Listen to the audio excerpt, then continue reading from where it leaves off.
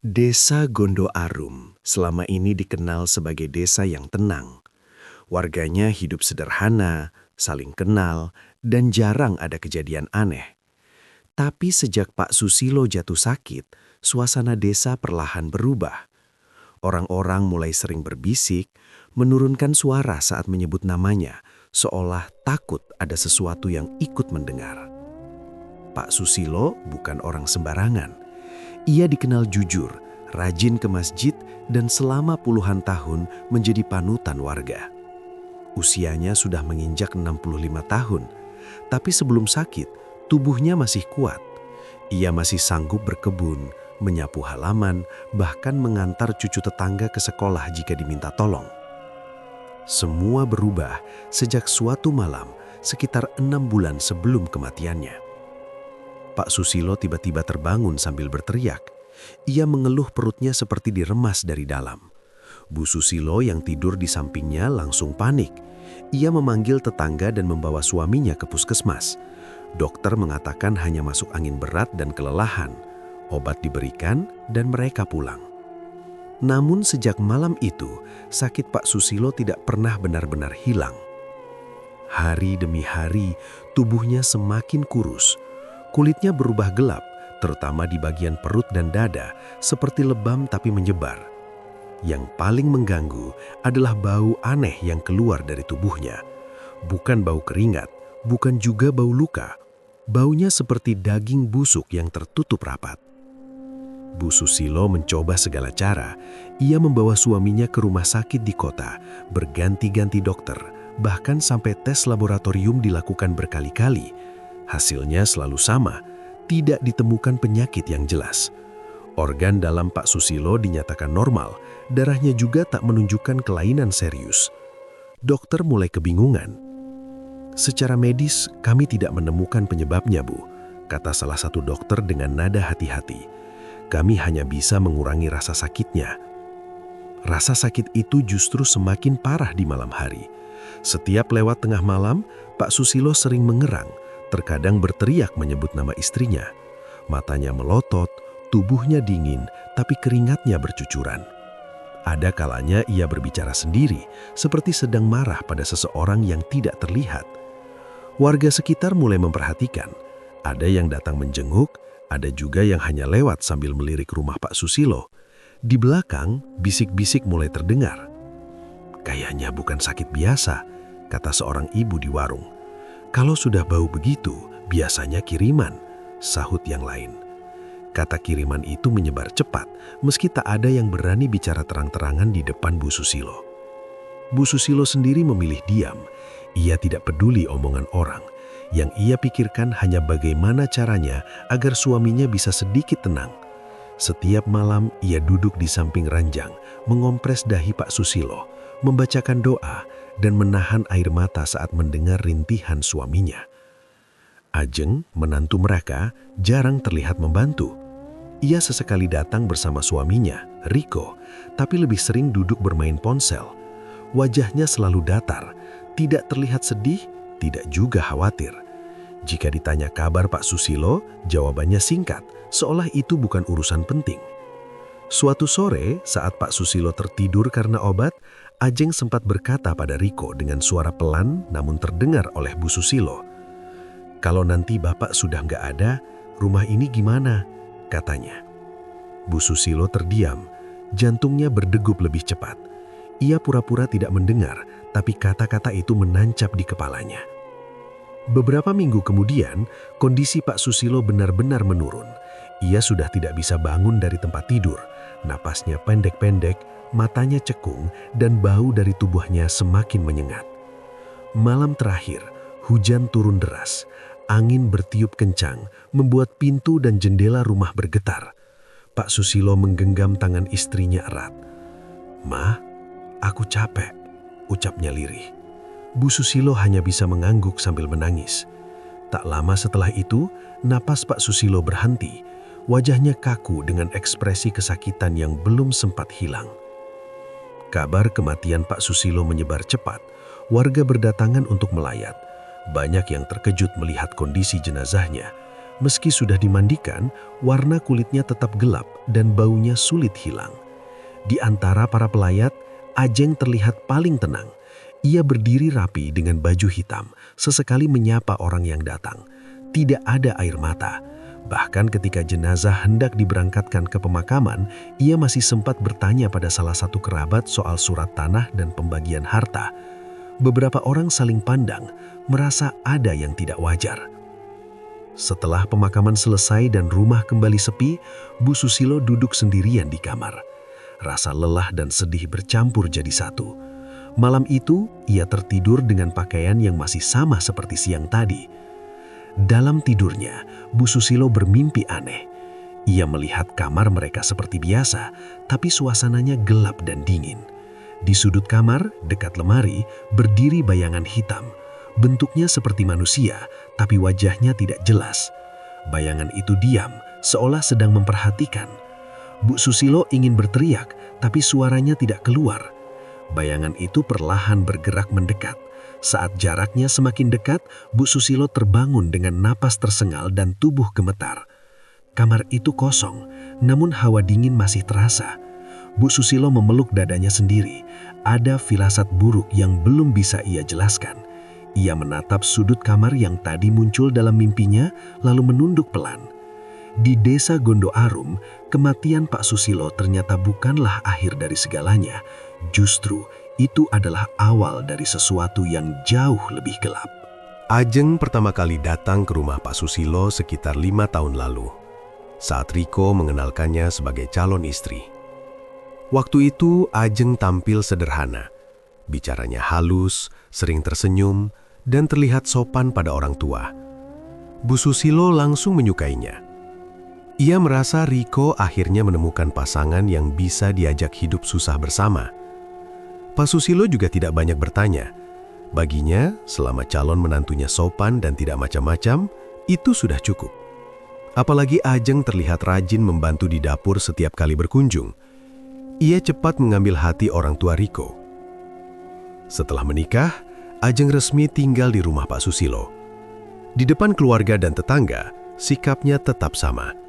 Ia ramah, mudah menyapa, dan pintar membawa diri.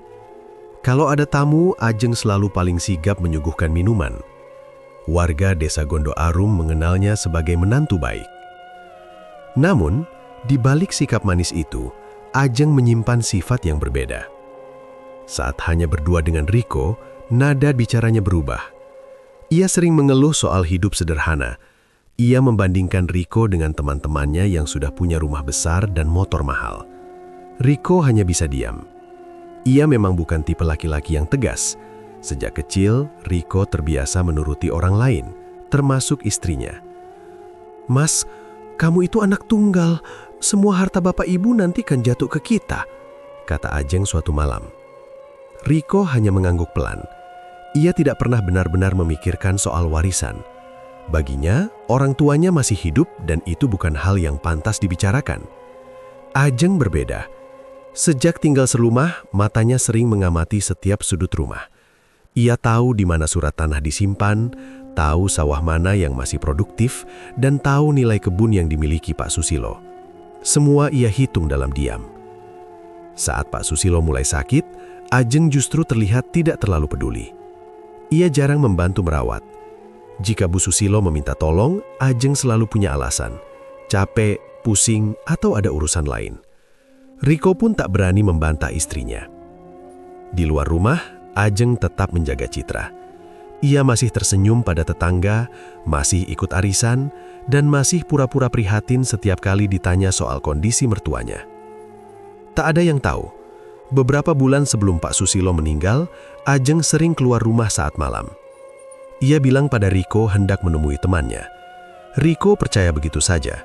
Ia tidak pernah curiga. Padahal, Ajeng sering pergi ke desa sebelah. Di sebuah rumah tua yang jauh dari keramaian, Ajeng beberapa kali bertemu dengan seorang pria berusia sekitar 50 tahun. Wajahnya biasa saja, tapi tatapannya tajam. Percakapan mereka selalu singkat dan tertutup. "Saya mau yang cepat," kata Ajeng pada suatu pertemuan. Pria itu menatapnya lama. Jalan cepat itu resikonya besar. "Saya siap," jawab Ajeng tanpa ragu. "Yang penting urusan saya beres." Pria itu mengangguk pelan. Tak ada percakapan panjang, tak ada perjanjian tertulis, hanya keheningan yang terasa berat. Setelah Pak Susilo meninggal, sikap Ajeng semakin berubah jelas. Masa berkabung belum genap seminggu, ia sudah mulai menyinggung soal pembagian harta.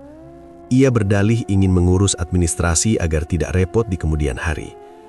"Biar jelas dari awal, Bu, takutnya nanti jadi masalah." Bu Susilo terkejut. Ia masih larut dalam kesedihan. Mendengar perbincangan soal warisan membuat dadanya sesak. Namun ia menahan diri. Ia tidak ingin ribut dengan menantu dan anaknya sendiri. Riko hanya duduk di samping Ajeng menunduk. Ia tidak berani menegur istrinya meski jelas merasa tidak nyaman. Hari demi hari, Ajeng semakin sering mendesak. Ia bertanya soal sertifikat, soal sawah, bahkan soal perhiasan lama milik Bu Susilo. Semua ia bungkus dengan alasan masa depan.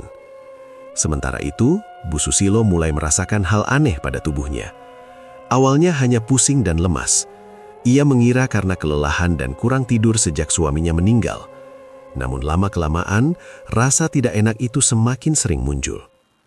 Setiap pagi, tubuhnya terasa berat seperti habis bekerja keras, padahal ia tidak melakukan apa-apa. Kadang-kadang perutnya melilit tanpa sebab. Nafsu makannya berkurang drastis. Wajahnya terlihat pucat dan matanya sering sayu. Tetangga mulai menyadari perubahan itu. "Bu Susilo kok sekarang sering sakit?" tanya seorang ibu saat bertemu di jalan. Bu Susilo hanya tersenyum tipis. Ia sendiri tidak tahu apa yang terjadi pada tubuhnya.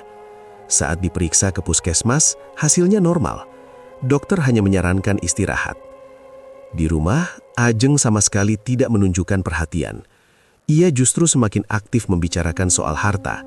Setiap kali Bu Susilo menolak dengan halus, Ajeng terlihat kesal meski berusaha menutupinya.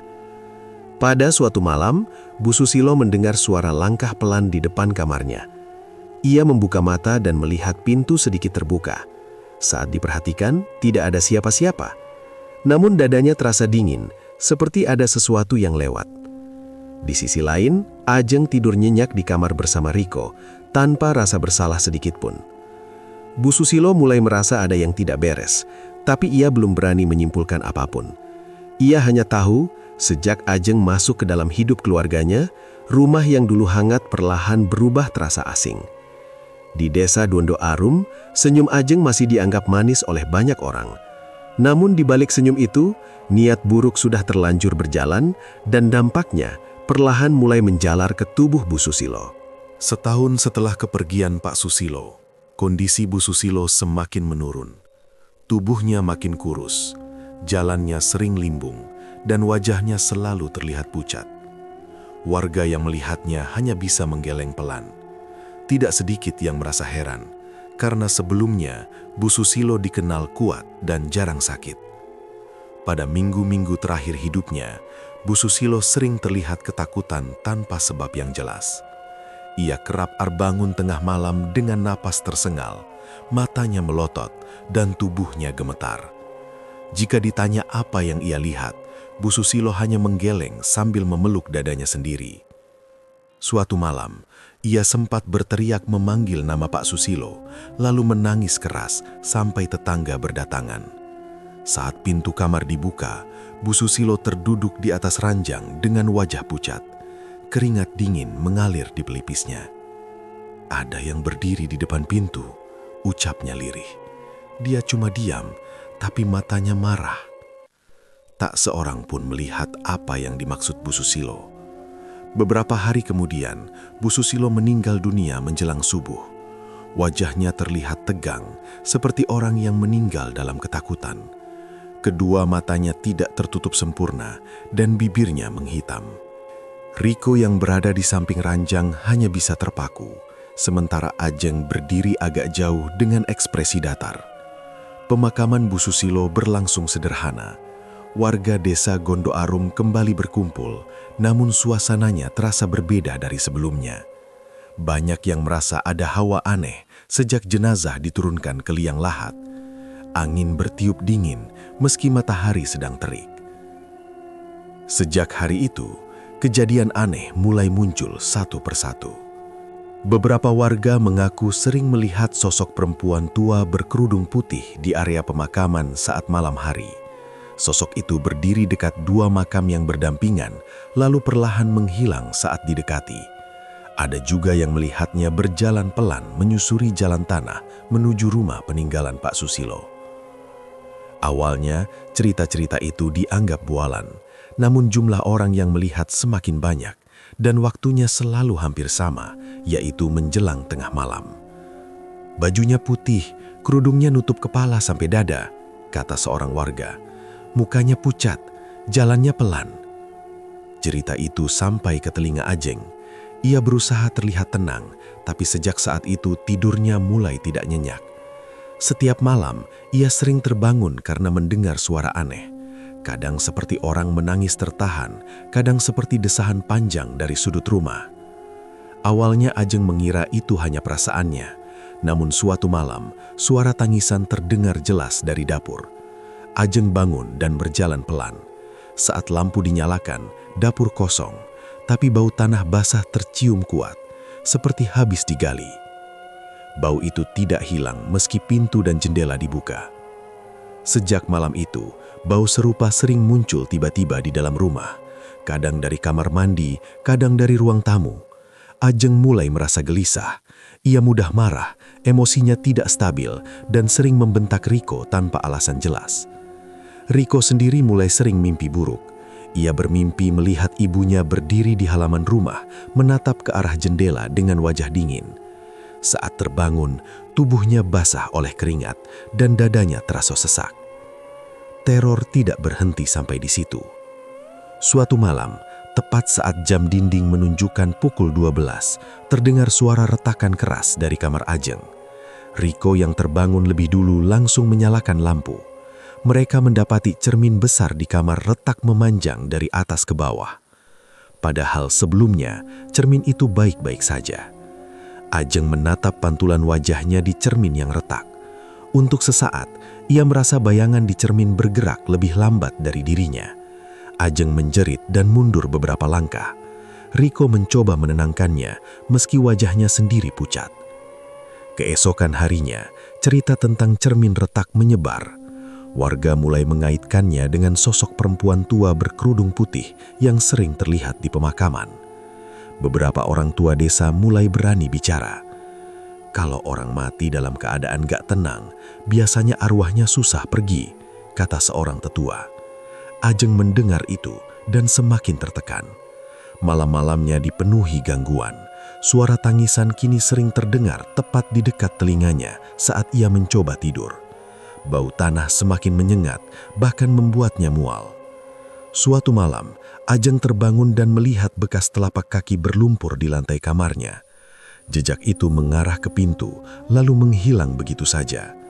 Ajeng menjerit histeris sampai Riko terbangun dan warga berdatangan. Tak ada yang bisa menjelaskan asal jejak itu. Sementara itu, di pemakaman desa Gondo Arum, sosok perempuan tua kembali terlihat. Kali ini lebih jelas. Ia berdiri lama di dekat makam Bu Susilo, lalu menoleh ke arah rumah Ajeng sebelum menghilang perlahan. Warga mulai yakin arwah Bu Susilo belum benar-benar pergi. Ajeng yang selama ini merasa paling aman, kini justru menjadi orang yang paling sering diganggu. Tubuhnya mulai lemas, kepalanya sering pusing, dan perasaannya tidak menentu. Ia sering merasa ada yang mengawasinya dari sudut rumah.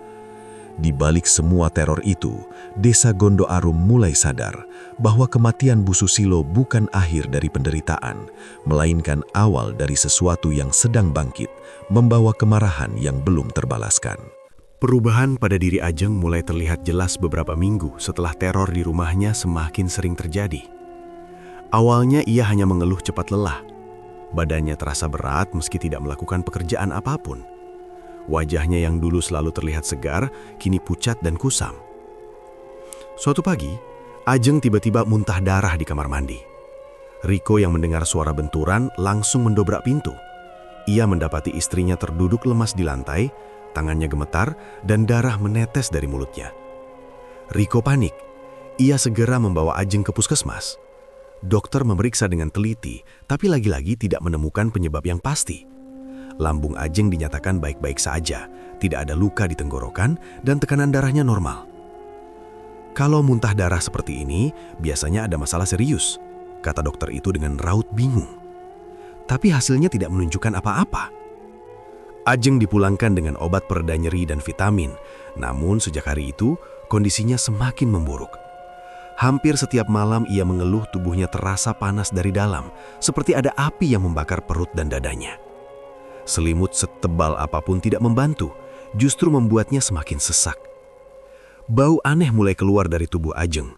Tidak terlalu menyengat seperti bangkai, tapi cukup membuat orang di sekitarnya merasa tidak nyaman. Riko yang tidur sekamar mulai sulit bernafas dan memilih tidur di ruang tamu. "Mas, jangan tinggalin aku," pinta Ajeng dengan suara lemah. Riko hanya bisa mengangguk, meski di dalam hatinya tumbuh rasa takut yang belum pernah ia rasakan sebelumnya. Sementara Ajeng semakin tersiksa, kejadian ganjil juga menimpa Riko.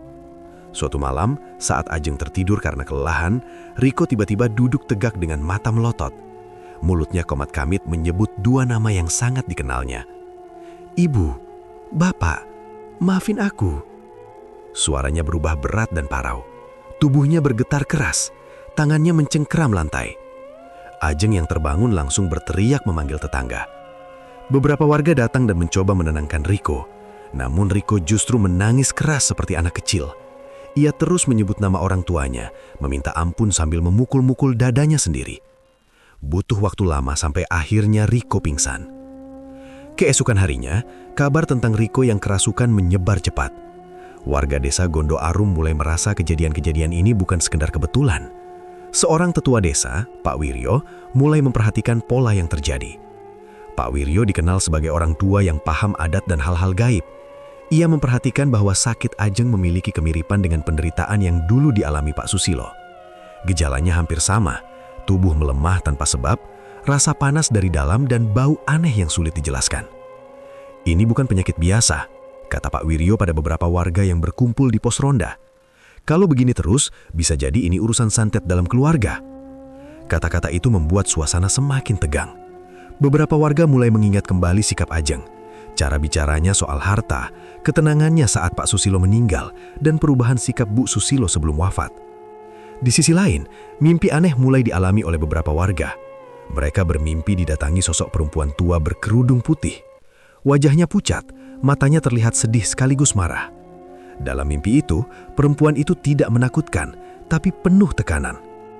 "Tolong, carikan keadilan," kata sosok itu pada salah satu warga. Warga lain bermimpi perempuan itu berdiri di depan rumah Ajeng, menunjuk ke arah pintu sambil menggeleng pelan. Mimpi-mimpi itu terasa nyata dan sulit dilupakan. Setelah bangun, dada mereka terasa sesak. Pak Wiryo mendengar cerita itu dan semakin yakin. Ia mendatangi rumah Ajeng dengan niat melihat langsung kondisinya. Saat masuk ke dalam rumah, hawa dingin langsung menyergap, meski siang hari. Ajeng terbaring lemah di kamar. Matanya cekung, bibirnya kering dan rapasnya tersengal-sengal. Saat Pak Wiryo mendekat, Ajeng membuka mata dan menatapnya dengan sorot penuh ketakutan. "Pak, panas," ucap Ajeng pelan. "Tolong." Pak Wiryo hanya menghela napas panjang. Ia melihat lebih dari sekedar sakit biasa. Ia merasakan ada ikatan gelap yang sedang menagih balasan. Riko duduk di sudut kamar, wajahnya kusut.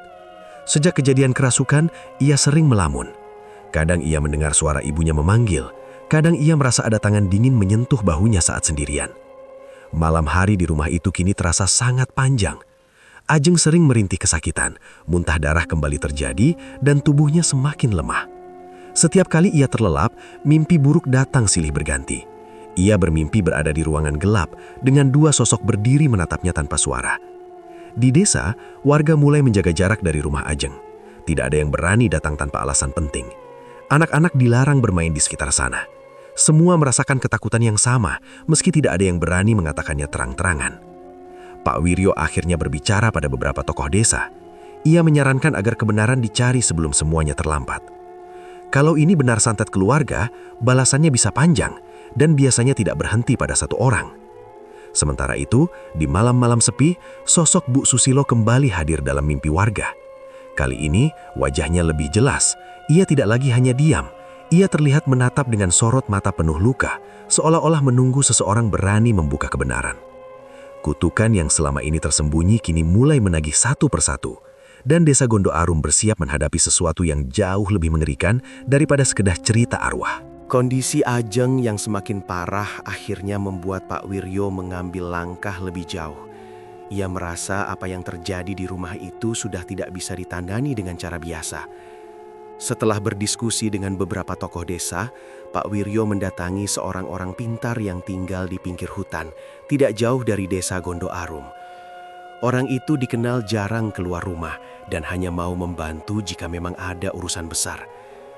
Malam itu, Pak Wiryo datang bersama dua warga lain. Mereka menceritakan semua kejadian dari awal sampai sekarang. Orang pintar itu mendengarkan dengan mata terpejam, sesekali mengangguk pelan. "Ini bukan gangguan biasa," katanya akhirnya.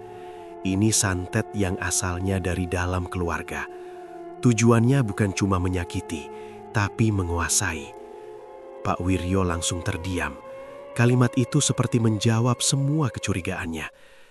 "Kalau santet warisan," lanjut orang pintar itu, "biasanya pelakunya orang dekat, dan balasannya tidak berhenti sampai kebenaran dibuka." Keesokan harinya, Pak Wiryo mengajak orang pintar itu ke rumah Ajeng dan Riko. Awalnya Riko ragu, tapi melihat kondisi istrinya yang semakin melemah, ia tidak punya pilihan lain. Ajeng sendiri terlihat gelisah sejak pagi. Matanya merah, rambutnya kusut, dan emosinya mudah meledak. Saat orang pintar itu masuk ke rumah, Ajeng langsung menjerit. "Keluar, saya nggak mau orang aneh masuk rumah," teriaknya sambil menutup telinga. Riko mencoba menenangkannya, tapi Ajeng justru mendorong suaminya dengan tenaga yang tidak sebanding dengan kondisi tubuhnya. Orang pintar itu tidak marah, ia hanya menatap Ajeng dengan wajah datar. "Kamu tahu kenapa tubuhmu sakit seperti ini?" katanya pelan. Ajeng tertawa keras, lalu menangis dalam waktu bersamaan. Tingkahnya berubah-ubah, membuat bulu kuduk orang yang melihatnya berdiri. Orang pintar itu mulai melakukan penerawangan. Ia meminta semua orang keluar dari kamar kecuali Ajeng. Beberapa menit kemudian ia keluar dengan wajah serius. "Santetnya masih aktif," katanya pada Pak Wiryo, "dan sumbernya masih ada di rumah ini." Riko terkejut. Ia tidak pernah membayangkan sejauh itu. Selama ini ia selalu percaya pada istrinya, meski hatinya sering tidak tentram. Setelah orang pintar itu pergi sementara untuk persiapan, Riko masuk kembali ke rumah.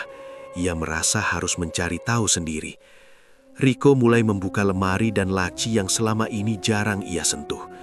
Di kamar Ajeng, ia menemukan sebuah tas kecil yang disembunyikan di bawah tumpukan pakaian. Tangannya gemetar saat membukanya.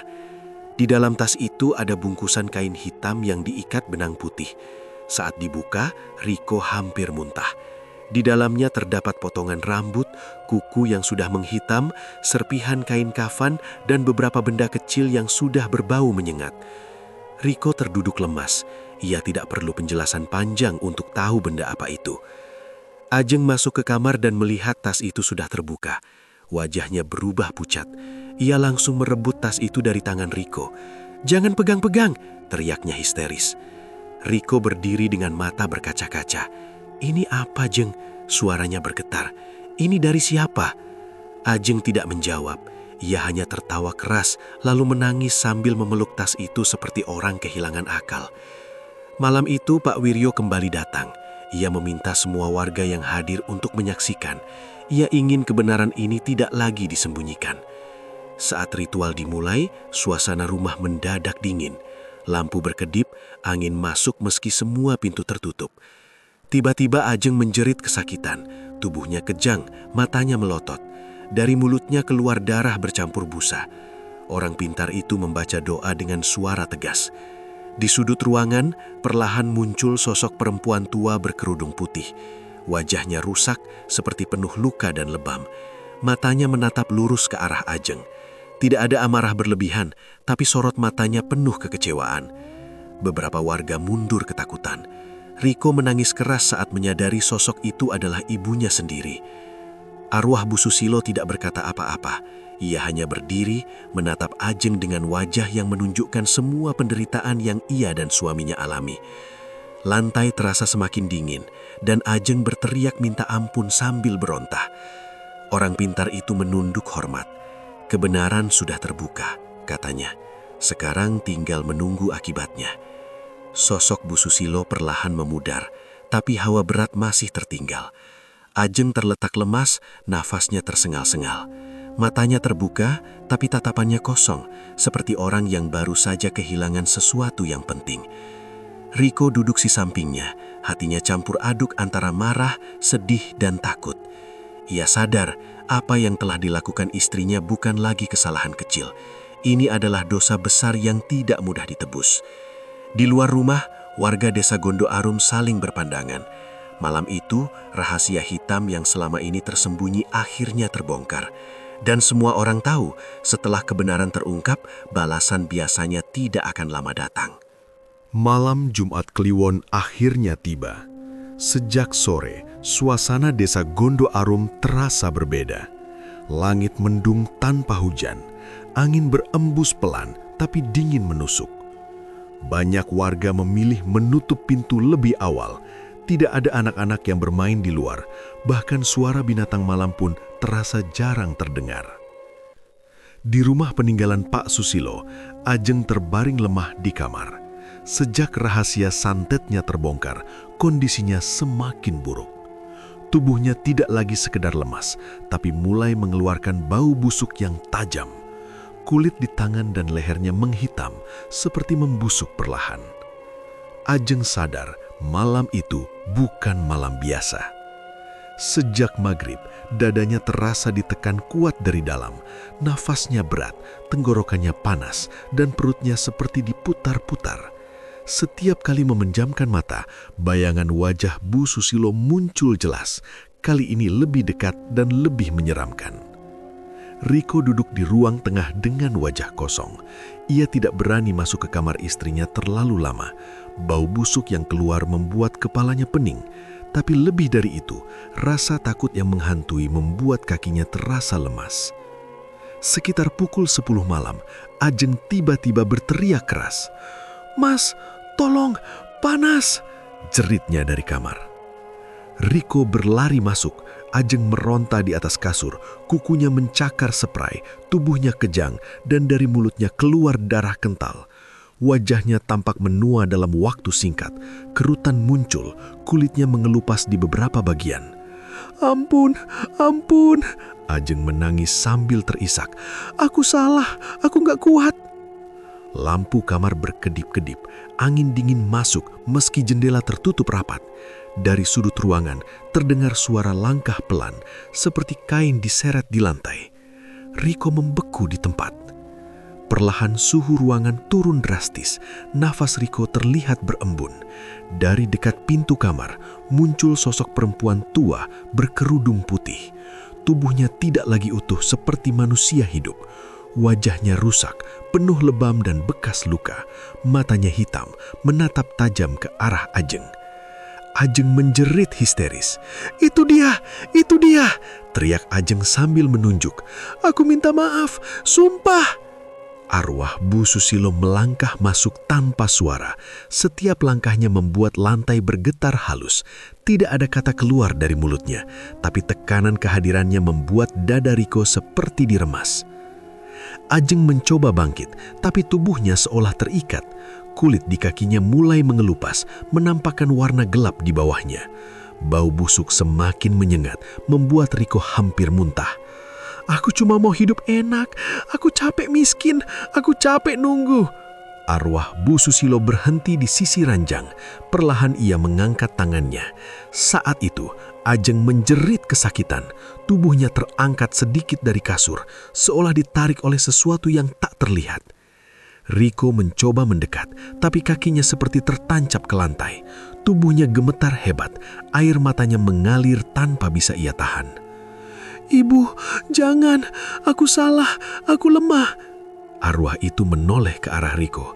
Tatapannya bukan marah, tapi dingin dan kecewa, seolah ingin mengatakan bahwa semua ini sudah terlambat. Ajeng kembali berteriak. Kali ini suaranya berubah serak. Kulit wajahnya menghitam, bibirnya pecah, dan bau busuk menyebar ke seluruh rumah. Dari tubuhnya keluar cairan gelap yang menetes ke lantai. Perlahan, tubuh Ajeng terseret turun dari ranjang. Punggungnya bergesekan dengan lantai, meninggalkan bekas hitam. Ajeng mencakar lantai, berusaha bertahan, tapi tenaganya semakin habis. "Jangan bawa aku, jangan!" Isaknya berubah menjadi rintihan lemah. Arwah Bu Susilo melangkah mundur dan tubuh Ajeng ikut terseret ke arah pintu kamar. Pintu terbuka sendiri dengan suara keras. Angin dingin menerpa wajah Riko. Warga yang berjaga di luar rumah mendengar jeritan itu. Beberapa berani mendekat, tapi tak satu pun berani masuk. Mereka hanya melihat dari kejauhan, menyaksikan bayangan Ajeng terseret keluar kamar menuju ruang tengah. Lampu rumah padam seketika. Jeritan Ajeng perlahan melemah, lalu berubah jadi suara perahu yang tidak lagi membentuk kata. Bau busuk mencapai puncaknya, lalu tiba-tiba sunyi. Angin berhenti, suhu kembali normal, lampu menyala kembali seperti tidak pernah terjadi apa-apa. Riko terduduk di lantai, tubuhnya lemas. Ia menatap ke arah ruang tengah. Di sana, Ajeng tergeletak tak bergerak, tubuhnya kaku, kulitnya menghitam, wajahnya rusak seperti orang yang membusuk terlalu lama. Ajeng sudah tidak bernyawa. Wajahnya membeku dalam ekspresi ketakutan yang luar biasa. Mata melotot, mulut terbuka seolah ingin berteriak terakhir kalinya. Arwah Bu Susilo sudah tidak terlihat. Tangis Riko pecah. Ia merangkak mendekati jasad istrinya, tapi tidak berani menyentuhnya. Semua yang terjadi malam itu terasa terlalu nyata untuk dianggap mimpi. Menjelang subuh, warga akhirnya masuk ke rumah. Tidak ada yang terkejut melihat kondisi Ajeng, seolah semua sudah menduga akhir seperti ini akan datang. Kutukan itu berakhir di malam Jumat Kliwon. Namun bagi Riko, hidupnya justru hancur sepenuhnya. Ia kehilangan istri, kehilangan orang tua, dan harus menanggung rasa bersalah yang tidak akan pernah bisa ia tebus. Di desa Gondo Arum, malam itu akan selalu dikenang sebagai malam ketika balas dendam akhirnya selesai, dengan harga nyawa yang dibayar setimpal dengan kejahatan yang pernah dilakukan. Pemakaman Ajeng dilakukan dengan cara sederhana. Tidak banyak pelayat yang datang. Warga desa Gondo Arum memilih hadir sekadarnya, bukan karena tidak peduli, tapi karena rasa takut dan segan masih tersisa dari kejadian malam Jumat Kliwon itu. Beberapa orang bahkan memilih melihat dari kejauhan saja. Jenazah Ajeng dimakamkan di ujung pemakaman desa, agak jauh dari makam Pak dan Bu Susilo. Tidak ada tangisan histeris, tidak ada doa panjang yang dibacakan dengan suara keras. Semua berlangsung cepat, sunyi, dan terasa berat. Riko berdiri kaku di dekat liang lahat. Matanya kosong, wajahnya pucat, dan tubuhnya tampak jauh lebih kurus dibanding beberapa minggu sebelumnya. Ia tidak menangis, ia hanya menatap tanah yang menutup tubuh istrinya, seolah pikirannya sudah terlalu lelah untuk merasakan apapun. Sejak kematian Ajeng, kondisi Riko terus menurun. Ia jarang bicara, sering melamun, dan beberapa kali tertawa sendiri tanpa alasan jelas. Warga yang melihatnya hanya bisa menghela napas. Riko bukan lagi lelaki pendiam yang dulu mereka kenal, melainkan sosok rapuh yang hidup dalam bayang-bayang rasa bersalah. Masalah tidak berhenti di situ. Setelah kejadian itu, pembagian harta keluarga Susilo akhirnya dibicarakan secara terbuka di balai desa. Dengan semua yang terungkap, Riko kehilangan hak atas sebagian besar warisan. Sawah dan kebun dikembalikan atas nama keluarga besar, sementara rumah peninggalan orang tuanya diputuskan untuk tidak ditempati siapapun. Riko tidak memprotes keputusan itu. Ia hanya duduk diam saat keputusan dibacakan, menunduk dan sesekali mengangguk pelan. Harta yang dulu begitu diinginkan Ajeng, kini tidak lagi berarti apa-apa baginya. Beberapa minggu setelah pemakaman Ajeng, Riko mulai sering terlihat berjalan tanpa tujuan. Kadang ia berdiri lama di depan rumah kosong peninggalan orang tuanya. Kadang ia duduk di pinggir jalan sambil menatap tanah. Mulutnya sering bergerak pelan, seperti sedang berbicara dengan seseorang yang tidak terlihat. Beberapa warga mendengar Riko menyebut nama ibu dan ayahnya berulang kali. Rumah peninggalan Pak Susilo akhirnya benar-benar dibiarkan kosong. Pintu ditutup rapat, jendela dikunci, dan halaman dibiarkan ditumbuhi rumput liar. Tidak ada yang berani masuk, bahkan sekadar membersihkan. Setiap sore, suasana di sekitar rumah itu terasa berbeda, lebih sunyi dan berat. Beberapa orang mengaku masih mencium bau tanah basah di sekitar rumah saat malam hari. Ada juga yang mendengar suara langkah pelan dari dalam, meski rumah itu sudah lama tidak berhuni. Namun tidak ada lagi teror besar, semua hanya seperti sisa-sisa yang perlahan memudar. Desa Gondo Arum perlahan kembali ke rutinitasnya. Anak-anak mulai bermain lagi di sore hari. Warung kembali ramai. Orang-orang mulai jarang membicarakan kejadian mengerikan itu secara terbuka, meski tidak pernah benar-benar melupakannya. Riko akhirnya dibawa oleh pamannya ke kota untuk dirawat. Kejiwaannya dianggap tidak stabil. Sebelum pergi, ia sempat berjalan ke pemakaman orang tuanya. Ia berdiri lama di depan dua makam yang berdampingan, lalu berlutut dan menangis terseduh-seduh. Tidak ada yang tahu apa yang ia ucapkan di sana. Beberapa hari setelah kepergian Riko, seorang warga yang pulang dari pemakaman menjelang maghrib melihat sosok perempuan tua berdiri di dekat makam Pak Susilo. Perempuan itu berkerudung putih, berdiri tegak dan menatap nisan dengan tenang. Saat dipanggil, sosok itu menoleh sebentar, lalu perlahan menghilang. Itu menjadi penampakan terakhir yang diceritakan warga. Setelah itu tidak ada lagi yang melihat sosok tersebut. Tidak ada lagi mimpi aneh, tidak ada lagi bau tanah, dan tidak ada lagi suara tangisan di malam hari. Pak Wiryo mengatakan pada warga bahwa urusan itu sudah selesai. Kalau keadilan sudah didapat, biasanya yang pergi akan benar-benar pergi, katanya. Desa Gondo Arum kembali tenang, meski menyimpan bekas luka yang tidak akan mudah dilupakan. Rumah kosong itu tetap berdiri sebagai pengingat, bukan sebagai tempat horor, melainkan sebagai saksi bisu dari keserakahan yang berujung kehancuran. Warisan yang dulu diperebutkan dengan cara kotor akhirnya tidak menyisakan kebahagiaan bagi siapapun. Yang tersisa hanyalah penyesalan, kehancuran keluarga, dan pelajaran pahit yang akan terus diceritakan dari mulut ke mulut. Dan di pemakaman desa, dua makam berdampingan itu kini selalu terlihat bersih. Tidak ada yang berani mengotorinya. Warga percaya, di sanalah Bu Susilo akhirnya bisa beristirahat dengan tenang setelah semua kebenaran terungkap dan balasan selesai. Peristiwa yang terjadi di desa Gondo Arum lama-kelamaan berubah menjadi cerita yang dibicarakan dengan suara pelan, bukan untuk menakut-nakuti, melainkan sebagai pengingat. Warga menyadari bahwa semua tragedi itu tidak muncul tiba-tiba, melainkan tumbuh dari dalam keluarga sendiri, dari rasa tidak pernah puas dan keinginan menguasai segalanya dengan cara apapun. Warisan yang seharusnya menjadi penopang masa depan justru berubah menjadi sumber kehancuran. Harta yang diambil dengan niat buruk tidak pernah membawa ketenangan. Justru sebaliknya, ia meninggalkan jejak panjang berupa penderitaan, penyesalan, dan kerusakan hubungan yang tidak bisa diperbaiki. Kisah Ajeng menjadi contoh nyata. Keinginannya untuk hidup mudah membuatnya menempuh jalan gelap. Ia lupa bahwa orang tua yang terlihat sabar dan diam bukan berarti bisa diperlakukan sesuka hati. Pak dan Bu Susilo mungkin tidak melawan saat hidup, tetapi ketidakadilan yang mereka terima tidak hilang begitu saja. Santet, tipu daya, dan kebohongan memang bisa disembunyikan dari manusia. Tidak semua orang langsung tahu, tidak semua kebenaran cepat terbuka. Namun keadilan tidak pernah benar-benar tidur. Ketika waktunya tiba, balasan datang dengan cara yang tidak bisa dihindari.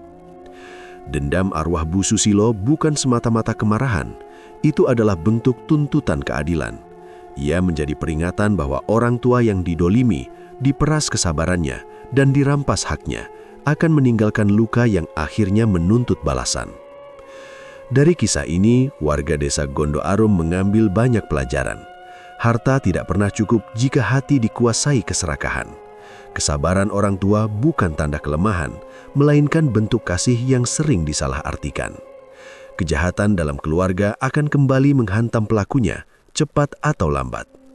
Kini nama Bu Susilo dikenang bukan sebagai sosok menakutkan, tetapi sebagai ibu yang akhirnya mendapatkan keadilan. Cerita tentang dirinya menjadi pengingat bagi siapapun yang mulai lupa diri, bahwa jalan kotor mungkin terlihat mudah di awal, tetapi selalu berujung pada kehancuran. Dan Desa Gordo Arum kembali berjalan seperti biasa, dengan satu pelajaran yang tertanam kuat. Tidak semua warisan berupa harta, sebagian adalah tanggung jawab dan akibat dari pilihan hidup manusia itu sendiri.